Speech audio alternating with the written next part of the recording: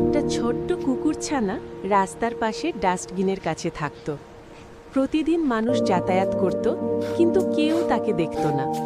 খুব ক্ষুধা লাগলে সে ডাস্টবিনে খাবার খুঁজত, তবুও বেশিরভাগ দিন তার পেট ভরত না। একদিন প্রচণ্ড বৃষ্টি শুরু হলো। কুকুরছানাটি ভিজে কাঁপতে কাঁপতে একটি দোকানের সামনে আশ্রয় নিতে বসল, কিন্তু দোকানদার চিৎকার করে তাড়িয়ে দিল। হতাশ হয়ে সে ধীরে ধীরে রাস্তা ধরে হাঁটতে লাগলো। ঠিক তখন স্কুল থেকে ফেরার পথে এক ছোট ছেলে তাকে দেখল। ছেলেটি ব্যাগ থেকে নিজের টিফিন বের করে বলল, আমি পুরোটা খাইনি, তুমি খাবে?